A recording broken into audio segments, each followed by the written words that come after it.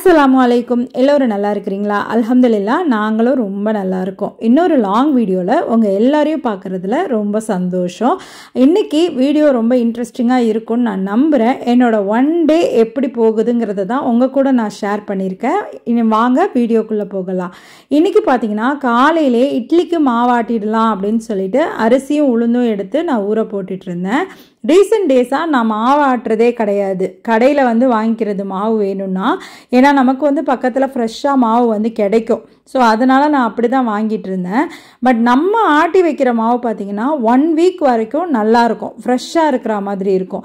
கடையில் வாங்குகிற மாவு 2 நாளைக்கு மேலே நல்லாவே இருக்க மாட்டேங்குது, புளிச்சு போன மாதிரி இருக்குது. அந்த டேஸ்ட் எனக்கும் என் பசங்களுக்கும் பிடிக்க மாட்டேங்குது. அதனால் இனிமேல் நம்மளே மாவாட்டிடலாம் அப்படின்னு சொல்லிட்டு தான் அதுக்கு ரெடி பண்ணிகிட்ருக்கேன். நம்ம சின்ன பிள்ளையாக இருக்கும் போதெல்லாம் எங்கள் அம்மாக்கெலாம் இப்படி ஒரு ஆப்ஷன்லாம் கிடையாது. அப்போல்லாம் ஜாஸ்தி வெளியில் மாவெல்லாம் விற்காது, விற்றாலும் வாங்க மாட்டாங்க. நம்ம இப்போலாம் 40 ருபீஸாக இருந்தாலும் கொடுத்து வாங்குகிறோம். பட் அப்போ அம்மாலாம் வாங்க மாட்டாங்க, வீட்டிலே தான் மாவு அரைப்பாங்க. நிறைய டிஃபன் ஐட்டம்ஸும் செய்வாங்க. இப்போ நமக்கு பார்த்திங்கன்னா டைம் இல்லையா இல்லை சோம்பேறித்தனமா என்னன்னே தெரியல, இட்லி, தோசை, சப்பாத்தி, அப்புறம் சேமியா, மக்குருனி இதெல்லாம் தான். பட் அப்போ பார்த்திங்கன்னா வெரைட்டியாக நம்ம அம்மாலாம் நமக்கு செஞ்சு கொடுப்பாங்க. இப்போலாம் ஃபங்க்ஷன் டைமில் தான் சுசியம், அப்புறம் கொழுக்கட்டை, உப்பு உருண்டை, இந்த மாதிரி உள்ளதெல்லாம் செய்கிறோம். அப்போலாம் சும்மா ஈவினிங்கில் போர் அடித்தா கூட ஸ்நாக்ஸ் மாதிரி அதெல்லாம் செஞ்சு கொடுப்பாங்க. இப்போ தான் நான் எங்கள் அம்மாட்ட அதெல்லாம் எப்படி செய்கிறதுன்னு கேட்டு கற்றுட்ருக்கேன். இன்ஷால்லா இனிமேல் ஒன்றா ட்ரை பண்ணணும் அப்படிங்கிறதுக்காக. அன்னைக்கு காலையில் பார்த்தீங்கன்னா சேமியா செஞ்சுருந்தேன் டிஃபனுக்கு, பசங்களுக்கு ஸ்கூலுக்கு. அவங்க சாப்பிட்டது போக மீதி கொஞ்சம் போல் இருந்தது. நானும் என் ஹஸ்பண்டும் பிரேக்ஃபாஸ்ட்டுக்காக வச்சுக்கிட்டோம். ஃப்ரைடேனாலே நமக்கு ஒரு குட் வைப் இருக்கும். அன்றைக்கி ஃப்ரைடே தான்.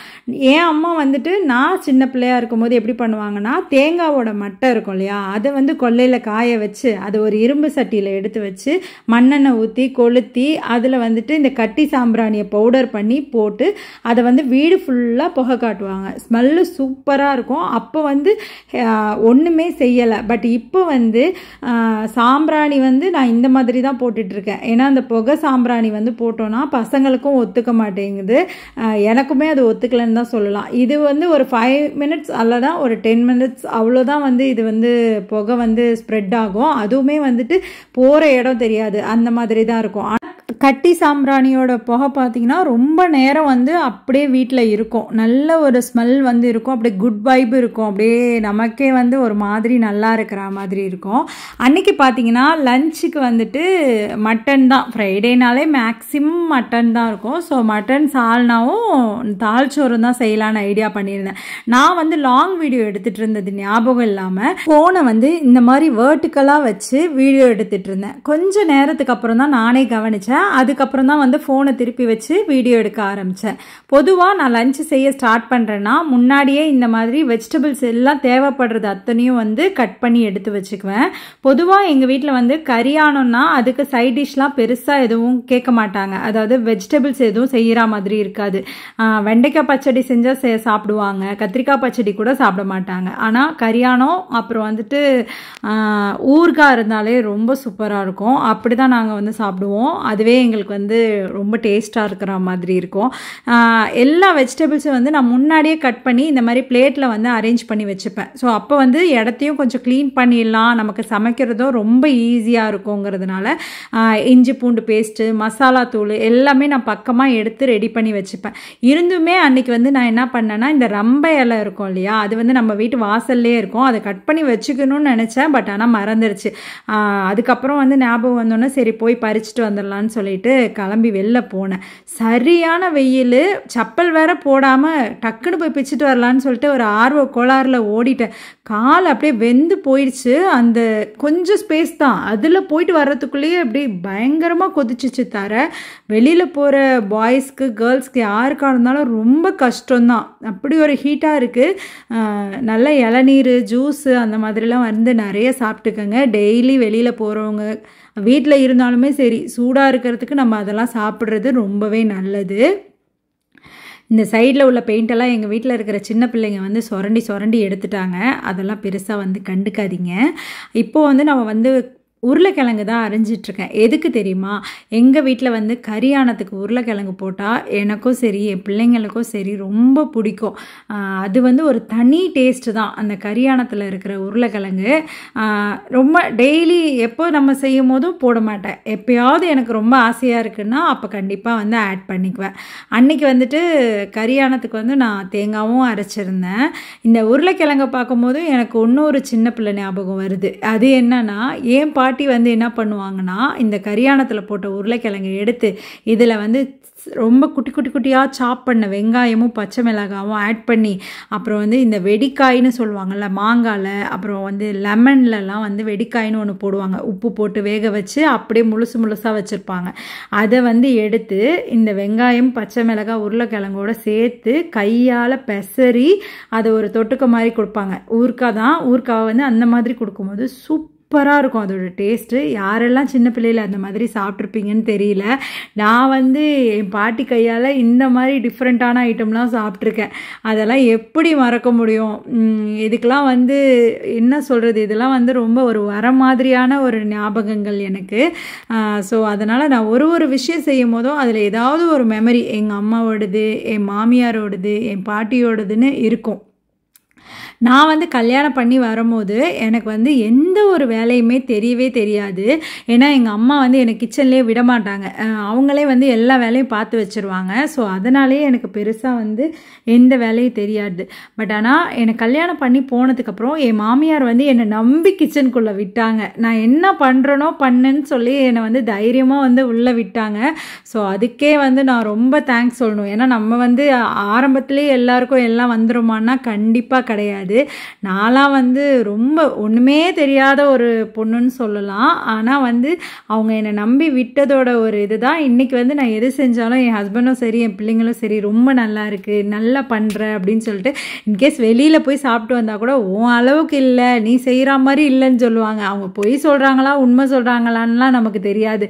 ஆனால் வந்து அவங்க சொல்லும் போது நமக்கு ஒரு சந்தோஷம். சொல்லுவாங்க இல்லையா, சந்தோஷத்தை கிடைக்கும் போதே அனுபவிச்சுக்கணுங்கிற மாதிரி அவங்க சொல்லும் போதே அதை வந்து நான் வந்து ஓகே தேங்க்யூன்னு சொல்லிட்டு அந்த ஒன் டே வந்து அப்படியே சுற்றிட்டு இருப்பேன். ஏதோ நமக்கு ஒரு பெரிய அவார்ட் கிடைச்ச மாதிரி நினச்சிட்டு நான் அப்படியே ரவுண்ட் அடிச்சுட்டு இருப்பேன்.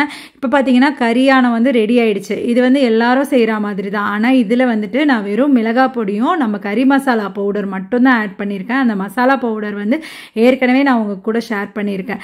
அதுலேயே நம்ம வந்துட்டு முந்திரி கசகசா அப்புறம் வந்துட்டு பாதாம் இதெல்லாம் சேர்த்துருக்கிறதுனால தேங்காய் வந்து தேவைப்படாது.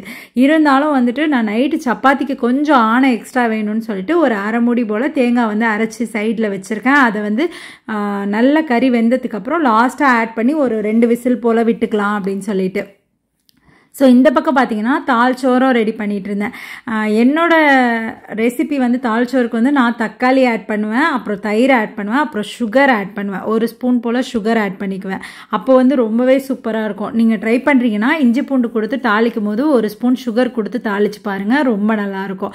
ஆனால் வந்து நல்லா ரெடி ஆகிடுச்சா. ஸோ அதுக்கப்புறம் உருளைக்கிழங்கையும் தேங்காவையும் சேர்த்து அதையும் இன்னொரு விசில் விட்டுக்கிட்டேன். அதே மாதிரி வந்து ரைஸும் ரெடி ஆகிடுச்சு. ஸோ லஞ்ச் வந்து ரெடி ஆகிடுச்சு நம்ம வீட்டில். இப்போ என்ன கல்யாணம் பண்ணி நான் இந்த வீட்டுக்கு வந்தேன்னா அப்போ வந்துட்டு நான் டெய்லி முறுக்கு படையம் வந்து வறுப்பேன். அப்போ வந்து எங்கள் மாமியார் வீட்டிலலாம் வந்து அது பழக்கம் கிடையாது அந்த அளவுக்குலாம். அவங்க வந்து இந்த மாதிரி ஒரு பாக்ஸே வச்சுருக்க மாட்டாங்க வத்தலுக்குன்னு. அப்பப்போ வறுப்பாங்க சாப்பிடுவாங்க, அதுவுமே தேவைப்பட்டாதான். பட் எனக்கெலாம் அம்மா வீட்டில் எப்படின்னா எங்களுக்கு வத்தலுக்குன்னு ஒரு டப்பா இருக்கும். நாங்கள் லஞ்சுக்குன்னு உட்காரோன்னா அந்த டப்பாவோட தான் வந்து உட்காருவோம். ஸோ அந்த மாதிரி நான் வந்து பழகிட்டேன்னா நான் செய்கிற வேலையை பார்த்து அவங்களாம் வந்து சிரிப்பாங்க. பட் ஆனால் இப்போ என்ன ஆயிடுச்சுன்னா என் ஹஸ்பண்ட் வந்து கிள்ளு வத்தலோ அப்பளமோ முறுக்கோ ஏதாவது ஒன்று இருந்தால் தான் சாப்பிட்றாங்க. கடைசியில் என்ன ஆயிடுச்சுன்னா என்னோட பழக்கத்தை அவங்களுக்கும் கொண்டு வந்துட்டேங்கிற மாதிரி முறுக்கு இல்லாமல் அவங்க வந்து சாப்பிடவே மாட்டாங்க. நான் வந்து வறுத்து வச்சிருவேன். டெய்லியுமே அது ரொட்டீனாக நான் செய்கிற வேலை தான். எல்லா வேலையும் முடிச்சுட்டு அதுக்கப்புறம் வந்து சுக்குமல்லி காஃபி வந்து போட்டிருந்தேன். அன்றைக்கி வந்து நாட்டு மருந்து கடையில் வாங்கிட்டு வந்திருந்தேன். எப்படி இருக்குமோ அப்படின்னு நினச்சிட்டு பயந்துட்டே தான் போட்டேன். பட் சூப்பராக இருந்தது, உண்மையிலே ரொம்ப நல்லா இருந்துச்சு. ஸோ அதனால் வந்து ஒரு மணி போல் இருக்கும். ஏன்னா வெள்ளிக்கிழமைனா கொஞ்சம் லஞ்சு வந்து லேட் ஆகும், 2:30 போல் ஆகிடும். அதுக்கு வந்து நம்ம கொஞ்சம் ப்ரிப்பேர் ஆகிக்கணும். நம்ம வந்து ஸ்டொமக்குக்கு வந்து அப்பப்போ ஏதாவது ஃபுட்டு கொடுத்துக்கணும். அந்த மாதிரி வந்து நானும் கொடுத்துட்டு லஞ்ச் முடிச்சுட்டு தூங்க போயிட்டேன். நான் சொன்னேன் இல்லையா ரீசன்ட் டேஸாக நான் மாவு அரைக்கிறதே இல்லைன்னு, அதோட அடையாளம் இந்த கிரைண்டர் தான். இந்த கிரைண்டரில் பாருங்கள் எவ்வளோ தூசின்னு. கிரைண்டரை ஏற கட்டி வச்சுருந்தேன்னா இன்றைக்கி தான் இறக்குனேன். இவ்வளோ தூசியாக இருந்தது. ஸோ எல்லாத்தையும் கம்ப்ளீட்டாக தொடச்சி எடுத்துட்டு உளுந்து தான் முதல்ல ஆட்டிகிட்டு இருந்தேன். ஆக்சுவலாக அந்த கிரைண்டரோட மூடி தேடுவோன்னு சொல்லிட்டு சின்ன ரூமுக்கு போனால் டக்குன்னு ஏதோ ஒன்று தாவி ஓடுனா மாதிரி பார்த்தேன். என்னடா இது ஏதோ போகுதுன்னு சொல்லிட்டு பார்த்தாக்கா கடைசியில் பூனை. நான் ஒரு 1 வீக்குக்கு முன்னாடி இந்த கொசு வலையெல்லாம் எடுத்து துவைச்சி வச்சுருந்தேன்.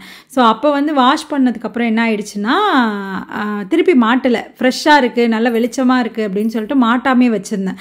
சடனாக இந்த பூனையை பார்த்தோன்னே கைப்புள்ள எந்திரி எடு எல்லா கொசு வலையும் எடுத்து எல்லாத்துலேயும் ஒட்ட ஆரம்பிச்சிட்டேன். இதுவுமே வந்து எதனால் நான் செஞ்சேன்னா, எங்கள் வீட்டில் வந்து இந்த வீடு வந்து நாங்கள் ஃபஸ்ட்டு வந்து ரெண்டலுக்கு இருந்தோம். அதுக்கப்புறம் தான் இந்த வீடை வந்து நாங்கள் ஓன் ஹவுஸாக வாங்கிட்டு வந்தோம். ரெண்டலுக்கு வந்தப்போ என்ன ஆயிடுச்சுன்னா, இந்த ஜன்னல் வழியாக ஒரு பாம்பு வந்து இந்த சிங்கில் விழுந்துருச்சு.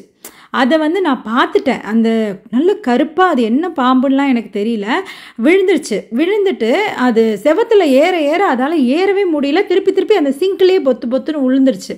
அதை பார்த்தோன்னா சடனாக எனக்கு என்ன ஆயிடுச்சுன்னா பயமாயிடுச்சு. அக்ஷர் வந்து சின்ன பையன்தான், அவன் வந்து ப்ரீகேஜே இன்னும், அவனும் ஸ்கூல் போயிட்டான். என் ஹஸ்பண்டும் இல்லை, நான் மட்டும்தான் இருக்கேன். என்ன பண்ணிட்டேன்னா அதை பார்த்தோன்னா சடனாக கிச்சன்லேருந்து ஓடி போய் வெளியில் கேட்டு வந்து பூட்டியிருக்கு. கேட்டுக்கு உள்ளே நான் நிற்கிறேன். எய்த்து வீட்டிலலாம் சத்தம் போடுவோம். அக்காலாம் வந்துட்டாங்க. உடனே வந்துட்டு என்னாச்சுன்னா இந்த மாதிரி கிச்சனில் பாம்பு இருக்குது அப்படின்னு சொல்கிறேன். அவங்க சொல்கிறாங்க முதல்ல நீ கேட்டை ஓப்பன் பண்ணி நாங்கள் வந்து பார்க்குறோன்னு சொன்னால், நான் வந்து கிச்சனில் தான் வந்து சாவியும் வச்சுருக்கேன். அங்கே தான் போய் நான் சாவி எடுத்தாகணும். ஸோ வந்து ஃபஸ்ட்டு நான் எடுக்கவே மாட்டேன், போகவே மாட்டேன்னு ரொம்ப பயந்துட்டு இருந்தேன். அதுக்கப்புறம் வந்துட்டு இல்லை நீ போய் எடு அப்படின்னு சொல்லிட்டு பொறுமையாக போய் நான் சாவி மட்டும் எடுத்துகிட்டு வந்து திறந்துட்டேன். நான் அந்த சிங்க் பக்கமே பார்க்கல. அதுக்கப்புறம் அக்காலாம் வந்து பார்த்தாங்க, கொண்டாங்க, எங்கேயுமே அதை வந்து காணும். அதுக்கப்புறம் என் ஹஸ்பண்டுக்கு ஃபோன் பண்ணி சொன்னேன். அவங்க வந்து கம்பெனி ஆளையும் அனுப்புனாங்க. ஸோ அப்போ பார்த்தீங்கன்னா என்ன வரைகிறீங்க அப்படின்னா, அது ஒரு கேம். அதில் வந்து இங்கே தான் பிளேஸ் ஒருத்தவங்களுக்கும் ஒரு பேர் இருக்குது. இம்போஸ்டர், ஹேட்மேன், இதுவும் இம்போஸ்டர் தான். இது வந்து small impostor, this is gunman. அப்புறம் இவங்க வந்து பேக்மேன். இவங்க பேக்குள்ளே வந்து நிறைய எக்யூப்மெண்ட் வச்சுருப்பான் இம்போஸ்டர் போடுறதுக்கு. இவன் வந்து இன்னொரு இம்போஸ்டர், இவங்க வந்து பேட் இம்போஸ்டர். அக்ஷர் பேசினதுனால இடையில நான் வந்து ஸ்டாப் பண்ணிட்டேன். ஸோ இப்போ வந்து கண்டினியூ பண்ணலாம். அப்புறம் வந்து என் ஹஸ்பண்ட் வந்துட்டு கம்பெனிலேருந்து ஆள் அனுப்புனாங்க. அவங்க வந்துட்டு கையில் களிலாம் எடுத்துகிட்டு வந்து கிச்சன் ஃபுல்லாக தேடினாங்க. நான் இருக்குன்னு சொல்கிறேன், இல்லைன்னு சொல்லிட்டாங்க. அவங்களுக்கு ஆக்சுவலாக ஹிந்தி தான் தெரியும், எனக்கு தமிழ் தான் தெரியும். அவங்க வந்து நான் பேசுகிறதே திருப்பி பேசுகிறாங்களா, எனக்கு வந்து ஒன்றுமே புரியல. சடனாக எங்கள் அம்மாவுக்கு கால் பண்ணி வர சொல்லி ஒரே நைட்டில் வீட்டையே காலி பண்ணிட்டு போயிட்டேன். இனிமேல் இந்த பக்கம் தலை வச்சே படுக்க மாட்டேன் அப்படின்னு சொல்லிட்டு தான் நான் போனேன். ஆனால் அல்லாவுடைய நாட்டம் திருப்பி என்ன ஆயிடுச்சுன்னா, நாங்கள் இந்த வீட்டையே வாங்கி இங்கேயே வந்து செட்டில் ஆகிற மாதிரி ஆயிடுச்சு. சரி, எல்லாம் நன்மைக்கே. எங்கள் வீட்டு மாடியில் பார்த்தீங்கன்னா ஈவினிங் டைமில் நிற்கும் போது அங்கே வந்து மால் கட்டுறாங்களாம். அதனால் நிறைய லைட் போட்டு வேலைலாம் பார்த்துட்ருக்காங்க. பார்க்கவே அவ்வளோ அழகாக இருக்குது. ஈவினிங் டைமில் அந்த மாடியில் நிற்கிறதே ஒரு ரிலாக்ஸாக இருக்கிற மாதிரி இருக்கும். அந்த சன்செட் டைமில் வந்துட்டு நம்ம நிற்கும் போதே வந்து அவ்வளோ நல்லாயிருக்கும். வீடியோவோட எண்டுக்கும் வந்தாச்சு. நிறைய இன்றைக்கி வந்து பேசியாச்சு. நிறைய மலரும் நினைவுகள்லாம் வந்து சொல்லியாச்சு. இன்ஷா அல்லாஹ் இன்னொரு லாங் வீடியோவில் பார்க்கலாமா? அஸ்ஸலாமு அலைக்கும்.